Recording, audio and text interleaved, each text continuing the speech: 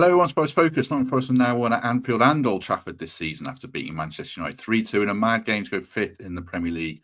Chaos aplenty, calamitous defending and more. As the Reds won it, and Chris Wood is now the club's leading goal scorer in the Premier League. After netted the birthday on his winner, netted the winner on his birthday. It's a good job this isn't live. Joining me to discuss all that and a lot more, first of all, is Mark Sutherns. Mark, good evening. How are you? Hello. Yeah, I'm good. Back to winning ways on the post-match. So feel good about that. I did fancy us for something, and then when I saw the team, I was quite positive. But it was chaos, wasn't it? But great result. Yeah, chaos is the word. I'm not sure if I fancied us. I'll ask at what point you guys thought we were going to win the game because it was mad. But Paul Morley, good to have you back with us. How are you? I'm good. Glorious chaos, wasn't it? Eh? What about that? I tell you what, I'm having to scrape myself down off the ceiling. They say you should never get too high after a win or too low after a loss. But if you can't get high on days like this, then what are we in it for? So yeah, absolutely brilliant. Yeah, I'm feeling great. If you can't have a full bottle of red wine with you on a live stream, when can you? Kick us off then, Mark. In general, you put in the WhatsApp group about chaos. You've said chaos there. It feels like the buzzword, but at the end of the day, it's a brilliant win for us. Just sum up your thoughts in general. Yeah, I mean, the early goal, too early. I think that was a problem. I think, remember when we went there seasons past and got ahead early on, and I thought the same. I thought, well, that's obviously a great start, but we've got to kind of get some control of the game, and we didn't. They were getting between our lines too easily for a good 20, 25 minutes. Then when they equalised, I really thought that, okay, let's go in level, because that's a good place to be. Let's regroup.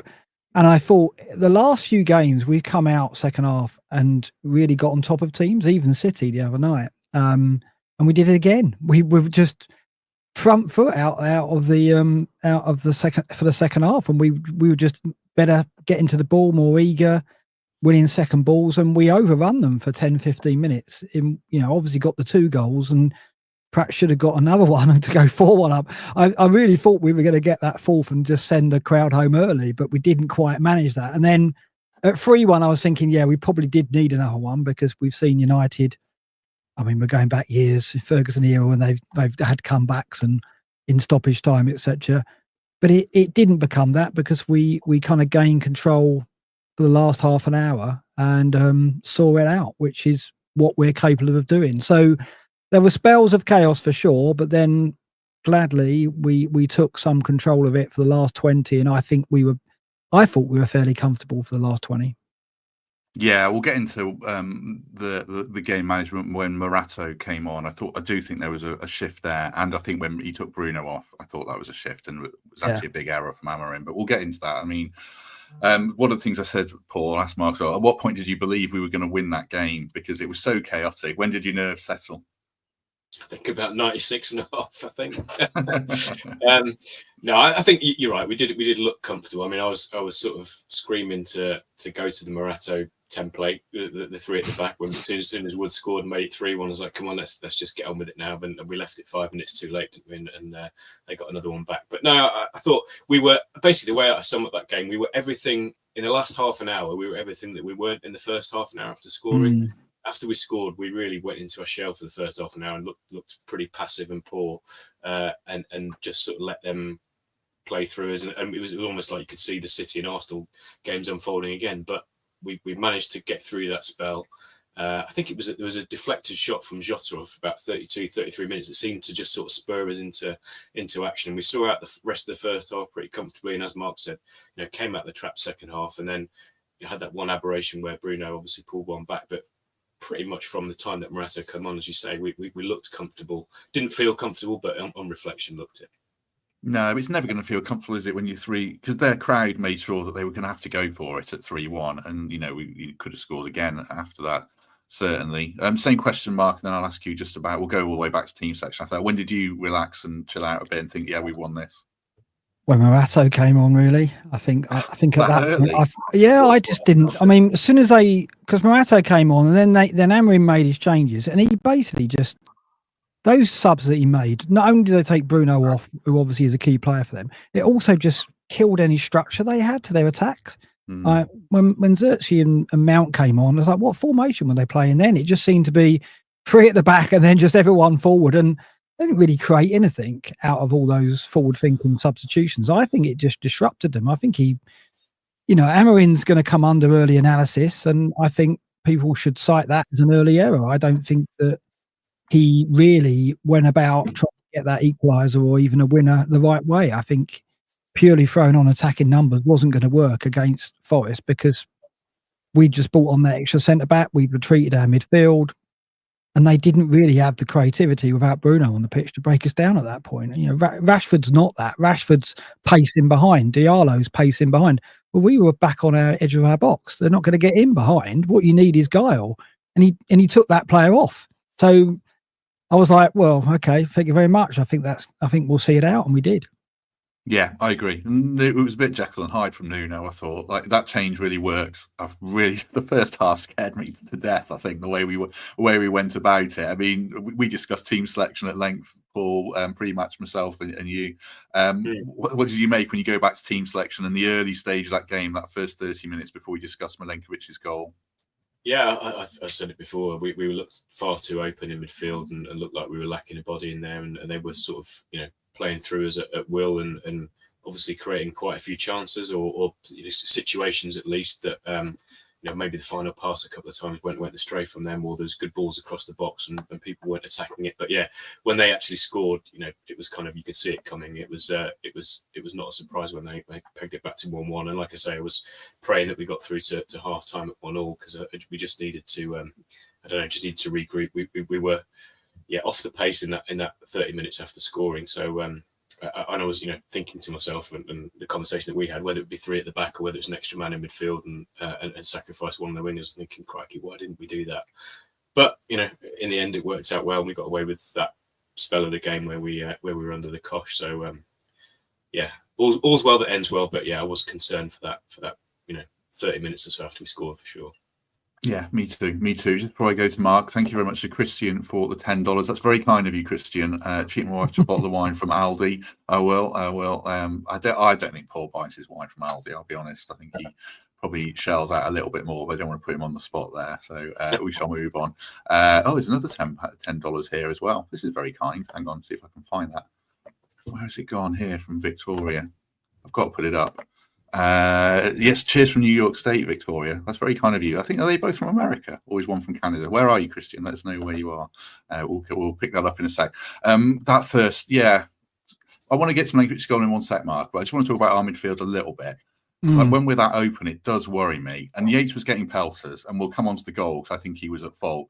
But I think Morgan's a real problem, might not be the word, but when he's not influential in the game, it felt like he was an issue that kind of spreads the rest of our midfield, and that first 30 minutes was very open, wasn't it?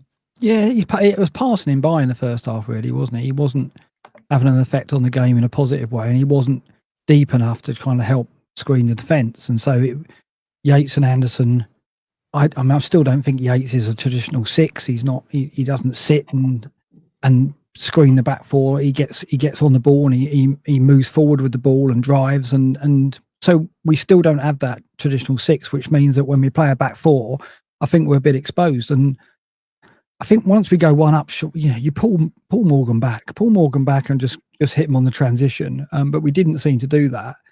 I was frustrated as well because they had Yoro making his debut, and we never got Cannon one-on-one with him at all, really, in that first half. And there was a couple of chances we could have done, and we just weren't kind of like being as ruthless as we could have been on the break when we did transition as well. So I think the first half was very, very frustrating, and I was very pleased to get in level. And I do think we've got a problem in the midfield at the moment with the personnel we've got available when we're playing a back four. As soon as we go to a back three and one of the centre-backs can come out, we saw it in the second half. Morato was coming out. Murillo always comes out. When we played a back three last season, it was Bolly who was coming out into midfield. That just reinforces us defensively in midfield on the edge of the box. And as soon as you went to Morato, we had that and we looked really solid. But after that first goal, we just didn't really seem to know how to react tactically to going one up that early, and surrendered a lot of ground, a lot of possession, and they got the equaliser. But then Nuno got hold of them at half time and obviously changed it. Yeah, I agree. I agree with all that. Thank you very much as well too. Does this come up on the screen? I need to learn how to use StreamYard properly. Sorry. Jack, £10, getting in on the hype. Thank you very much, Jack. That's very kind of you. And someone Dabba Jabble has gifted a membership. If anyone wants to snap that up, that's very kind of him as well. And I need to clarify my Aldi comments because it sounded like I was being a snob there. Greg's right. I do my shopping at Aldi quite often, so I don't want to sound like some stuck-up idiot. So Richard, stop giving me money. You gave like 30 quid for the mug the other day, but that's very kind of you. I see the Sexyland comments. I think that's Danscape that started that. Oh yeah, I'll put this up as well because I would have been mortified if I'd forgotten this about Michael Antonio. I was going to say this, but I got carried away in my notes and forgot about it. He was in an awful car crash, judging by a picture that's purporting to be from it on Twitter, but thankfully West Ham have said he's in a stable condition, which is certainly fantastic news. Paul, yeah, going back to that midfield debate, I think you said on the preview show, Yates played at Anfield, he played at Stamford Bridge, Ward-Prowse played at Stamford Bridge. I think as much as it's the personnel, I think it's the shape as well, because the players that we've got aren't necessarily best equipped to play in Big Six away games in that formation. I think that's what worries me, is what I'm saying. What do you think about that? Yeah, no, I totally agree. Although I would say, and there's a lot of comment about obviously Bruno getting hooked after 75 minutes, and was it Amrim's mistake? But Yates did wind him up, and that's what you want Yates to do. He did the same with Fernandes. He did the same with McAllister at Liverpool. As I said to you the other day, in those games we had an extra body in midfield to allow him to do that. He still did it tonight. We didn't have the extra body alongside him, and obviously we looked a bit vulnerable. So yeah, I do think that's something we need to think about addressing going forward. Although having said that, we've now played top 5 away. We've now played Man United away, so we haven't got too many more away games against the big clubs. Although having said that, next away games against Brentford, I think they've got the best home record in the league. So that's going to be another interesting afternoon. But yeah, I just think Yates operates best when he's got 2 people beside him rather than 1. Although having said that, I thought he did his job today. He was. Like I say, he was a nuisance, which is what he does best. Even though he was, him and Anderson. I thought Anderson was probably our man of the match. For sure, we'll get onto that. Just we were a bit overrun. There's a number of times where Ugarte picked up the ball in the first half, and he had a run at us, and we were literally backtracking, and we allowed him to run for 10-15 yards towards the edge of the box before he either passed or put someone in down wide. So.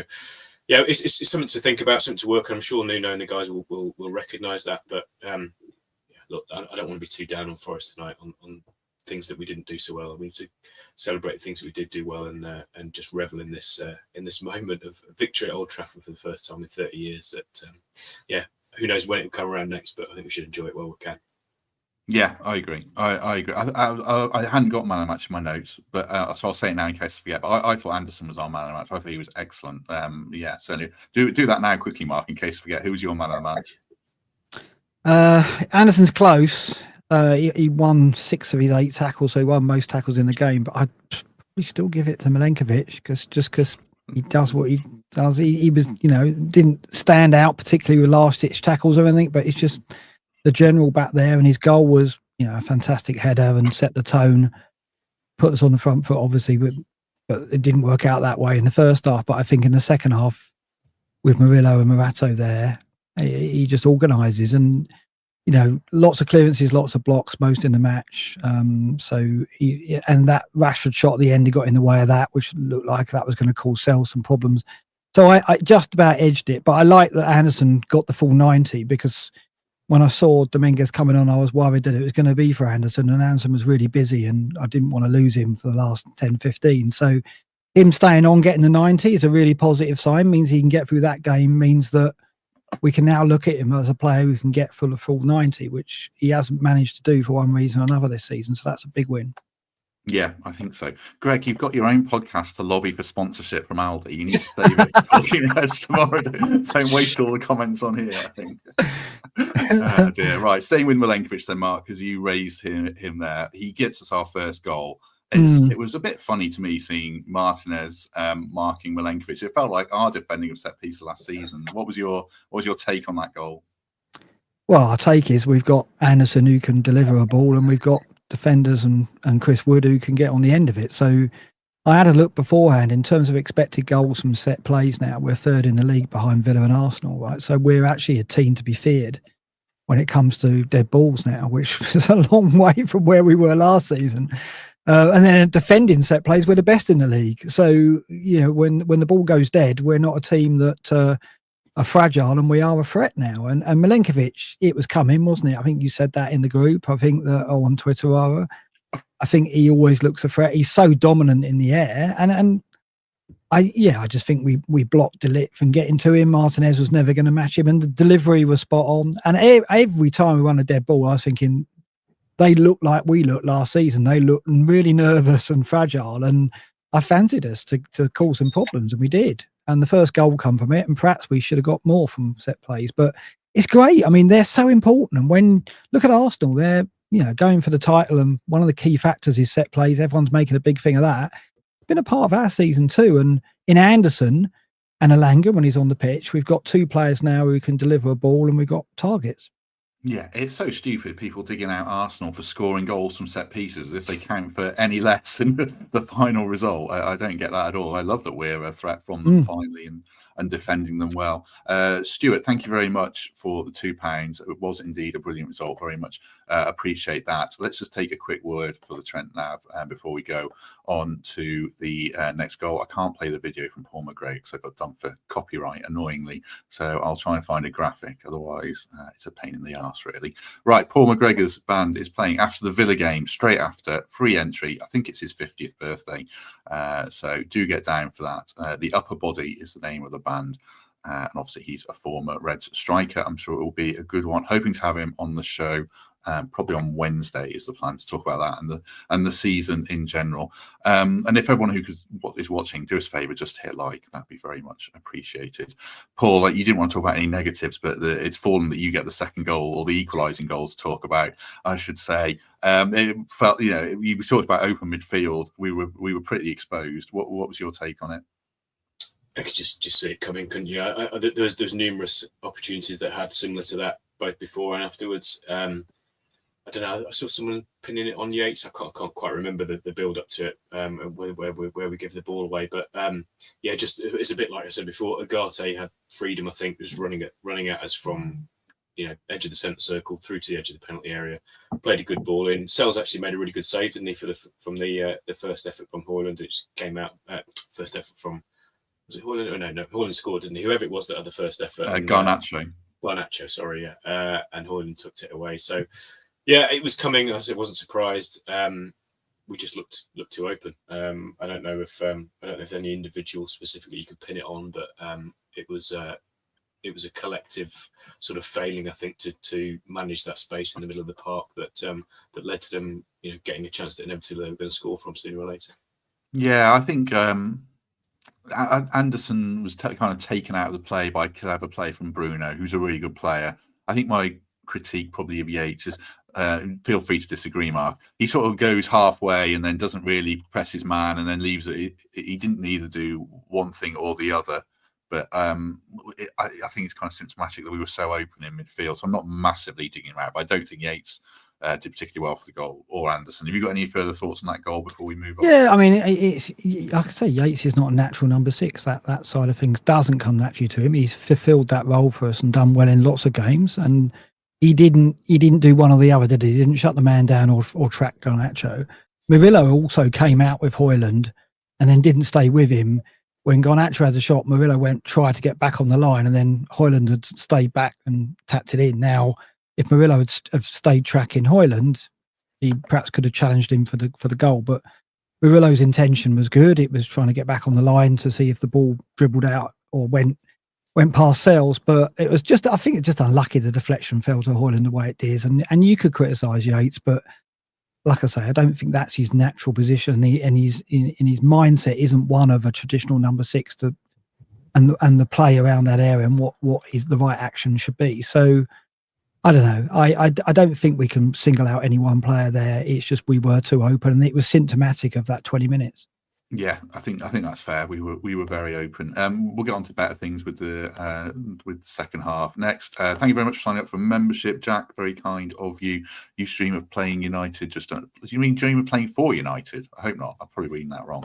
But yeah, Jack, thank you very much. Right, better things. The second half, Paul. I was giving out dinner. I missed the second goal, so I only saw it in a replay. To be honest, I sort of celebrated when I saw we scored, then laughed when I saw how it went in. Nana's an absolutely hilarious keeper because he's brilliant and awful sometimes. We got the awful one, I think, today, didn't we? Yeah, I was cooking dinner at half time as well. Actually, I managed the whole family around the whole game. So I'm putting the steaks on at half time. I'm good cooking the steaks. You need to do all the rest of it. And we sat at the table watching the second half just as it kicked off with my laptop on the table. So I've got a bit of a pelters from the wife for shouting twice in 5 minutes. But and I mean, he has his comedy moments, doesn't he? We've seen it for the last year and a half from afar, and it's brilliant that we benefited from one of them in the first few minutes of the second half. I thought, I guess from Gibbs White's perspective, you pick up the ball in the edge of the area, you get a shot off on target, which is what he did, and had it gone straight into Onana's arms as it should, then we probably would have been going, "Oh, Morgan's got to do more there."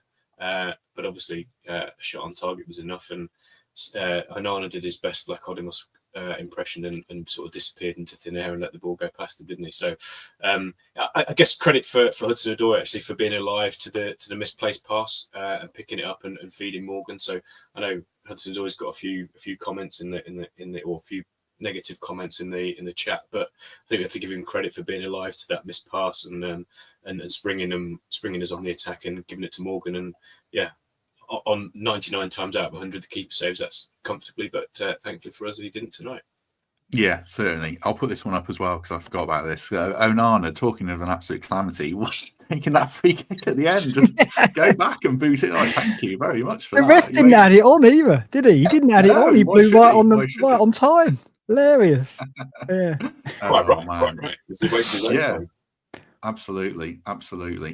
United's propensity to absolutely collapse was something we benefited as well from, Mark. I mean, they completely fell apart, didn't they? Brilliant for us, though. They were absolutely on the ropes. I couldn't believe it. It was almost like they were stunned that we'd come out so strongly in the second half. And I don't know whether they thought it was just they were just going to roll us over a canter once they got the equaliser. And I mean, they must have gone in confident, 1-1, and they were on top. But we were different side in the first 10 minutes of that half, and then they couldn't cope with us. I mean, we had that chance after the Wood goal to get a fourth as well when Jota got free and didn't get a crossover. They were all over the shop. I mean, Onana always struggles against us. I always remember when Awani went through and Onana stayed on his line and then just went down on one knee and Taiwo just went, "Thanks very much. I'll just put that past you." And this was like it, wasn't it? It was like, what was he doing? It's like it moved a bit in the air, but it was. I mean, if you were ranking Morgan Gibbs White's long shots 1 to 100, it would be somewhere in the 90s. That one, right in the middle of the goal, pretty low, not a massive amount of swerve on it. Enough to beat him. Maybe the wind did play a part, and then on the second goal, as soon as Morgan got away and put the cross in, I thought he's on the end of this. I just fancied Chris Wood to get on the end of it. He was just well positioned, knew he was going to get it on target, and I mean, between the two defenders and Onana, they conspired to let it go in at the far post. But Chris Wood, just what can you say? I mean, he's inevitable, isn't he? I think so. Before we go back to Paul, evening to Chris Aylmer, who is in Paris with his wife, and he's watching this. I mean, your wife is an absolute saint. Maybe he goes to Paris every weekend, Matt. Maybe it's routine for him. If she divorces you after this, it's not our fault. I'm telling you that now. I'm taking no blame at all. Chris Woods, then, Paul. When I saw it was his birthday, I didn't realise. I was convinced he was scoring tonight. I mean, he could have had 3, but we'll take the 1, certainly, won't we? Yeah, absolutely. Yeah, I mean, we had this chat the other day. We were bemoaning the fact that we hadn't scored from open play in 6.5 hours going into today, and then by the time it got to the second half, it was over 7 hours, and it's like London buses. We scored 2 in 4 minutes from open play. So, Woody. I mean, he had that. There's one, wasn't there? I can't remember what the score. It was probably was it 2-1, wasn't it? Before he scored it, it was where Aina sort of flashed it across, and he sort of. It kind of came off his ankle and screwed wide of the post. I think that was at 2-1, and then a couple of minutes later he made it 3-1 anyway. So what can you say about Chris Wood? I mean, he just keeps on delivering, doesn't he? I mean, like Mark said, as soon as that ball came across, you fancied him to A, get on the end of it, and B, get it on target, which I guess, from that position is kind of all you can do. And, what the United defence conspired to do between them to sort of let it, they all sort of left it all to each other, and by the time they reacted, it was too late and it got in the back of the net. So more for them, and big up to Chris Wood for putting them in that position that they couldn't handle. Yeah, I think he had. I was looking back at my notes. He referenced that he had the one across the space from Maynard that was just wide. I think it was actually a tricky chance because he must have seen it late. And then he had the one that flashed across before Bruno scored. So yeah, he. I mean, I thought he was really good tonight. Peter, thank you very much. Wasn't he?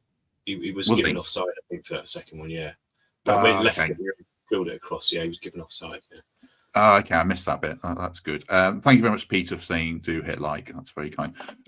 Chris, you can do a super chat, but I don't know how you do them. I mean, I really should know as a YouTube content creator type, but I've no idea how you actually do it. So if anyone knows in the chat, let Chris know. Unless you know, Mark, you're a YouTube content creator, leader of the FPL cartel. You should know how to do it. I think it's pretty straightforward. I don't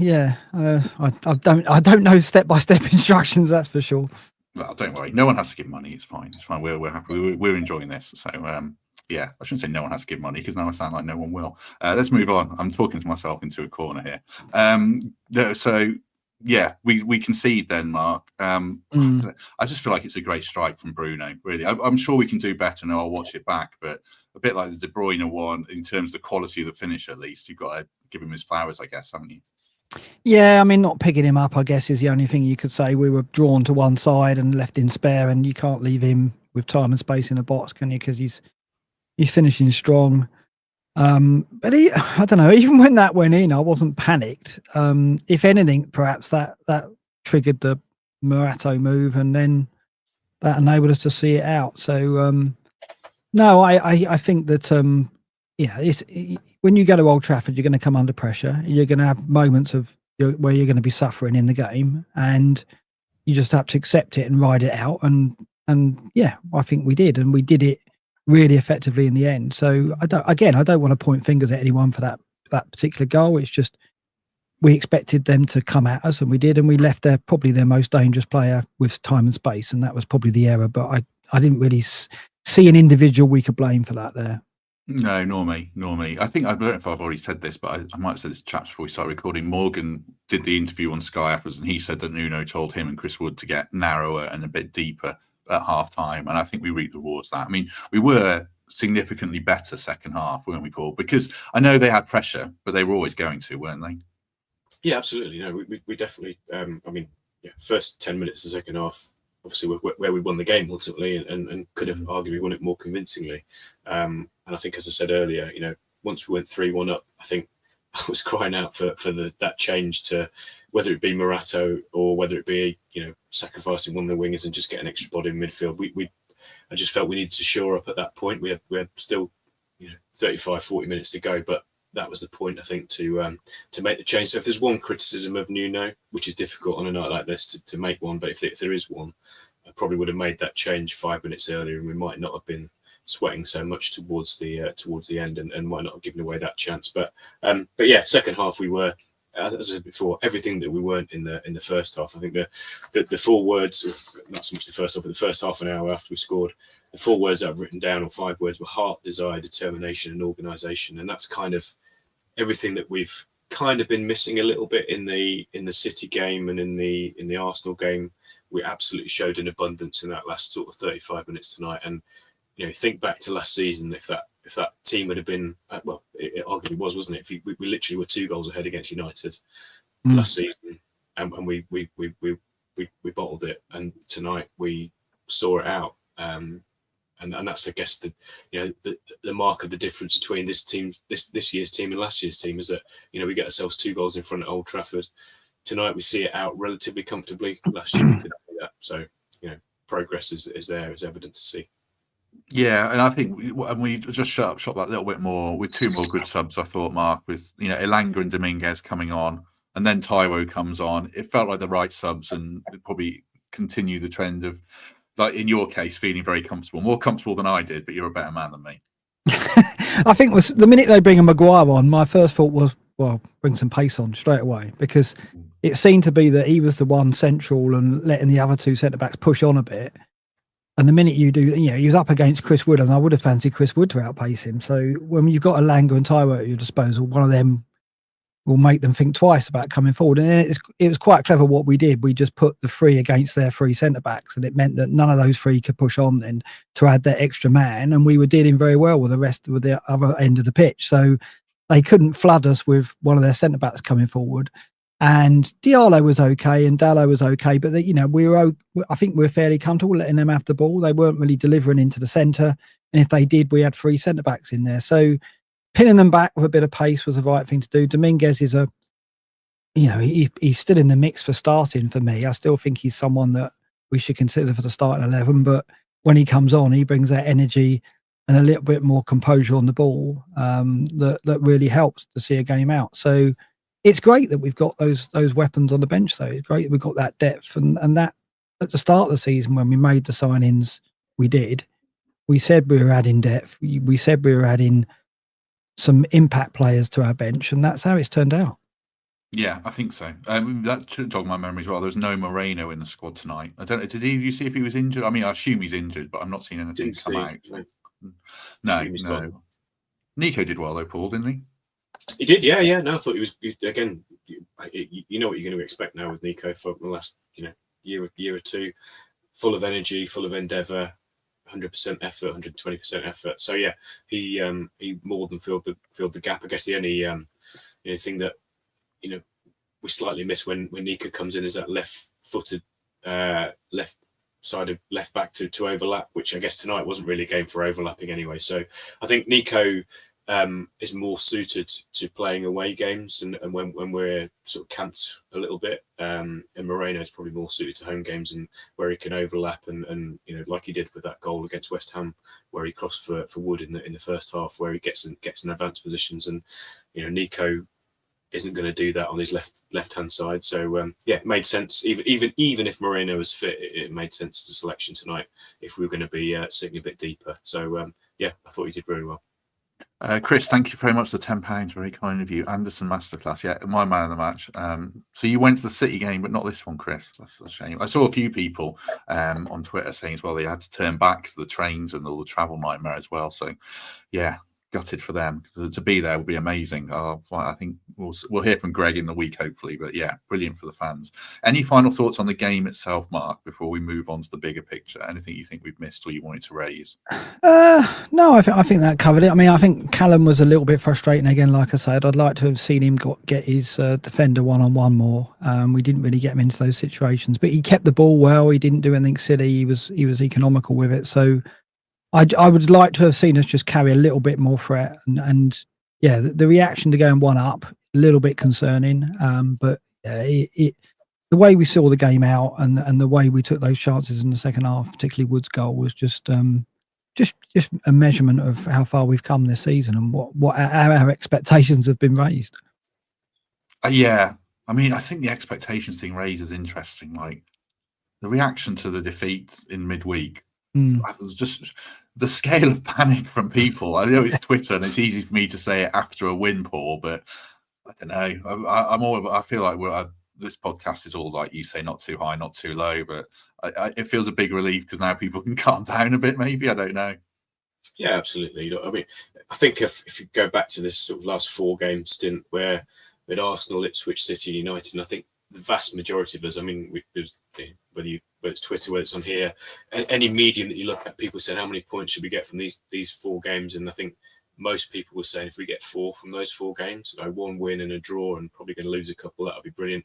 We've ended up getting 6, so the team continues to exceed our expectations, and maybe argue even their own. So we just got to be massively proud and massively happy about the situation that we're in. And again, 30 years since we've won at Old Trafford. I was 15 years and 363 days last time, and I'm going to be 46 in a couple of weeks' time. So it's a really generational result, and we shouldn't lose sight of that. And we've got to celebrate that. And not get too, like you say, it's difficult not to get too high. But I'm going to be high for the next few days for sure.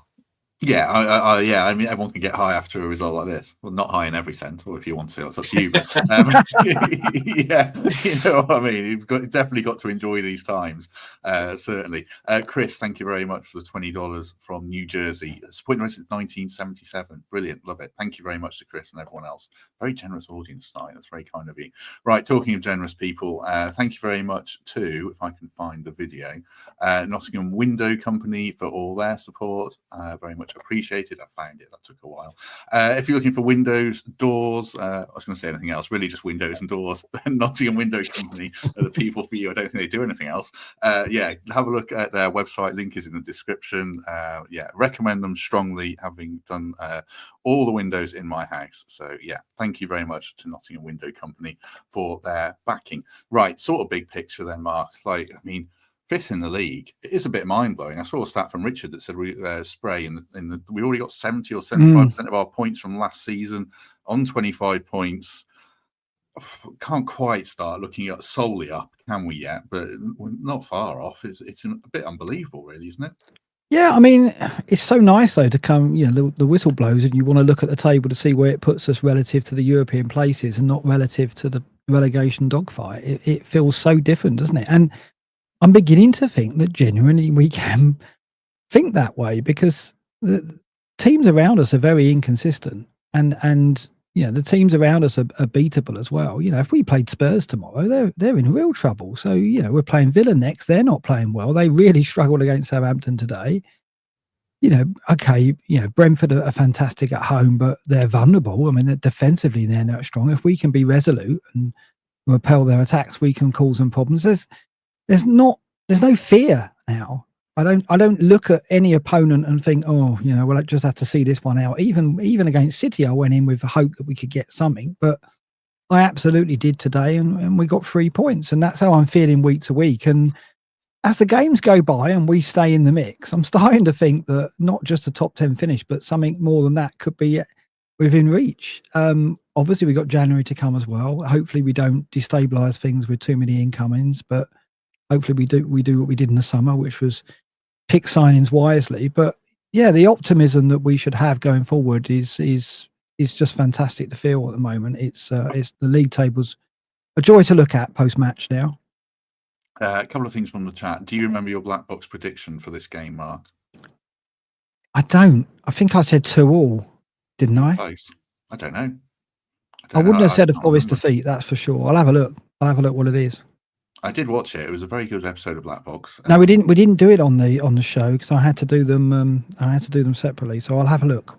Yeah, you have a look at that while we do this. Matt Kirk, thank you very much. Nottingham Window Company is cracking. There you go. Appreciate that. Do they have any glass ceilings we can smash through, Dan? Yeah, if you pay them in advance, I'm sure they do that for you. If you want to trash one. Send me an updated European Dream Tracker, Dan, in the week, if you would. We must be comfortably ahead now of finishing in the top 7 or 8, certainly. What about it then, Paul? European dreams and all that stuff. I think it's okay to dream, isn't it now? Right, so it's absolutely fine to dream. We all got a dream. That's why we're here. If we didn't have a dream, we wouldn't get up in the morning, would we? So, yeah, I'm still staying relatively measured. I would say for the next couple of games, Mark mentions obviously Spurs and Brentford. Not Spurs and Brentford. Sorry, Villa and Brentford. Villa next week. Villa have got a European game away on Tuesday in Leipzig. So. And it's a game that they've got to take seriously. You know, they've dropped a couple of points in the Champions League. If they want to finish in that top 8, they need to take that game seriously. So that's going to take something out of them. And then the following week, Brentford play at Newcastle in the EFL Cup on the Wednesday night. Long trip again. You'd think that given the position they're in the league, Brentford, they don't have to worry about relegation. So they're going to go hard at that Newcastle game. And they've only got 3 days then to recover against us. So we've got a real big opportunity in the next couple of games where we've got a lot more recovery time than the teams we're playing against, which, you know, should hopefully work in our favour. So, yeah, we've got a lot to be positive about for the next couple of weeks. And, you know, in terms of the whole bigger picture thing, if we can get 5 points from the next 3 games, let's say, that would really solidify our place, I think, because we're playing teams in and around us, i.e. Villa, Brentford, Spurs. They're all sort of in that mix for being in the top 7 or 8. So, yeah, if we can win one of those games and take points off a couple of teams in the other two, then we're absolutely solidifying ourselves in that hunt for Europe for sure. Oh, bloody hell, Greg! I feel, that's incredibly generous. 50 quid. I'll read it out for people who are listening or watching. It's the 1 year anniversary of Forest Focus, and as ever, the content is amazing. Plus, you inspired Richard and I to do Talking Reds. Have a few bottles of Aldi wine on me. I'm going to have to call up, or I'm going to have to go to Aldi headquarters and try and get you a sponsorship deal to get that money back. That's very kind of you. 1 year. Was it 1 year on Wednesday? I think was the first show. So, Greg, heroic. Thank you very much. I feel like we should get into final thoughts. I feel like we should talk more because it's so good. But we can't be here all night. Mark, anything you want to add yet or not? Ryan Yates avoided his 5th booking of the season, and again, the way he managed that throughout the game, because he'd done about 3 or 4 fouls, and you could tell that he was aware of that. And the way he manages the referee, though, he has this very kind of subtle way of kind of trying to be the referee's best mate and laugh off the fouls when the player goes down. And Bruno was claiming all kinds of things. I think second half, Bruno tried to clutch his head when Yates just outmuscled him for an aerial challenge. He skillfully avoids getting bookings. He's had 4 for the season, which when you think about it, 14 games, only 4 bookings. He's played in a lot of those games, certainly been on the pitch for a lot of them, if not started them. But he's vital, isn't he? So we haven't suffered losing him for the Villa game, which is good. And like Paul says, Villa go to Leipzig. They'll be tired, and we've got some players rested tonight. I think obviously Dominguez and Alanga will come into the equation, I expect. And over the hectic period, we've got that bit more depth now. That means that we can compete with teams on their level and perhaps surpass some who are going to have some tired legs. So, yeah, I think it was significant that Yates came through without the booking, because I think that really gives us a chance against Villa to get another 3 points with hopefully a noisy home crowd and make the most of Villa, who aren't really themselves at the moment. And I think they're for the taking. There was a couple of other bits I was going to say. Away fans were incredible. That's true. And on the ref, I see there was a comment in chat saying the ref, Marty, he thought the ref was good. I thought the ref was absolutely horrendous tonight. And he was crap and gave every single soft free kick he could to United. And Fernandez, who bought, the ref bought everything. The linesman gave us a very soft free kick when Nico tripped on his foot, fell over, and then just stopped. So I thought, the ref was crap. There's another one where Morgan got shoved and tripped, and we didn't get anything. Mm-hmm. And then he gave a really soft free kick against Milenkovic, and Bruno smashed it off the bar, and that would have driven me absolutely mental. But I thought the ref was absolutely rubbish. Either of you disagree with me? Well, I thought that Milenkovic one that you mentioned there, that was literally exactly the same position in the field, exactly the same tackle that set us off on the counter-attack for the goal against Liverpool. I think it was Nunes. I can't remember who he might have, must have been Nunes or Diaz. Literally got his foot in around the side, and Morgan picked it up, and literally exactly the same thing happened tonight, and the ref blew up. So it just shows the inconsistency. I agree. I thought the ref was he gave a lot of soft fouls, particularly against us. Although on the flip side of that, as Mark said, probably Yates, as you said, 4 fouls is probably 5 or 6, and they were all small, niggly fouls. None of them were really deserving of booking, but often you see where refs top that up and they say, okay, you've done 5, you've done 6, you're in the book.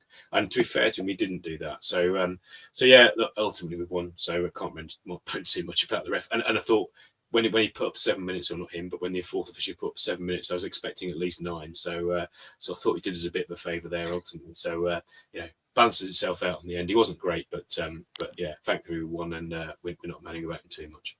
It's all relative, though, isn't it? It shows how we've changed. Look at some of the officiating we had in the past. I don't think he was that bad. Yeah, he gave some soft free kicks, but it's Old Trafford, isn't it? And for me, all the ills that he did before the end were made up by the fact that he didn't have the Anana time on and blew right on time. So I was like, brilliant. They deserved that. So that was good. Excellent. Right, I think we shall leave it there. If you have enjoyed this, as ever, do us a favour, hit like, hit subscribe. can't find any video tonight, can I? Have some right, stop and then start again. Hit like, hit subscribe. You can become a channel member. You can sign up for Patreon. Give us a love review on iTunes and Spotify.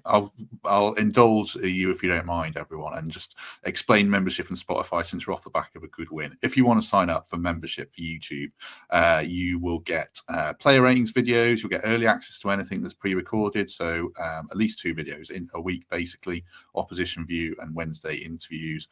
And there's a couple of members' socials you can be coming along to. There's one coming up this week, actually. And if you sign up for Patreon, you get all that basically, but you get ad-free streams, ad-free podcasts, apart from my wonderful ad reads. But anything that's kind of put in there by the audio company is removed. So if you want to consider that, that'd be very good of you. Right, we're back on Monday at 11:30 a.m. with Kelvin, Temps and Pete, and then we shall look ahead or start looking ahead to the Villa game after that. Paul, thank you very much. You've been on twice in a week and it's been very good to have your company. Brilliant. Yeah, 2 wins in a row, so Ipswich and then today, and then obviously the pre-match. Just close off by saying, I think Huffy said it in the comments, he's looking forward to seeing his Man United mate at work tomorrow. So we've all got Man United mates at work or in our friendship group, so text them, phone them, email them, pester them, just rub it in, cash in, make the most of it, and let's revel in this victory for at least the next 7 days until we play again. So thanks for having me on. Thoroughly enjoyed it, and can't wait to see how we follow this result up. Absolutely. Well, this is a strange one. Do I do personalised birthday wish videos? You see, your ad reads are so good that people want to pay for the birthday messages now. They're terrible. I've done one for the audio company. I mean, I shouldn't say this because they'd hate me saying it, but I'm so bad at it. But I think they're really funny. I think they're great. You have to do them as well, don't you? They're really hard to do, true. Aren't they? Yeah, they are. Yeah. Right. I think there's another comment I was going to stick up, but I apologise that I've missed it, I'm afraid. Mark, great to have you back on winning form as well. Yes, the debacle of the Man City game. But yeah, good maybe, to have you with us. Maybe Paul's the new lucky post-match person now, but I'm glad to get another win under my belt post-match. And looking again, isn't it lovely when you can look forward to match of the day? That's brilliant as well. I forgot to say that. So I'm looking forward to the analysis on match of the day. Hopefully we get a bit of praise. And there's a few question marks on Hammering and a bit of praise for Nuno. So we'll see. But yeah, happy days and looking forward to the Villa game now. Match today is going to be absolutely battering the Man United defence, I would think, on this account. Unless Ian Finch, who's a friend of the show, who's the producer match today, really gets in Lineker's ear, I fear it's going to be all Man U bashing. Yeah. We shall see. Yeah, first on tonight. That's great, especially as the Liverpool derby, Liverpool-Everton was called off. So hopefully we're first on, certainly. Thank God the wind didn't blow a bit further north as well. We would have missed out on all this. So, yeah. On that note as well, safe travels home to all the fans because it's probably absolutely miserable, but I'm sure they've had a good night. So, yeah, like I say, we shall leave it there. Do join us on Monday, but if you don't, then we shall see you soon.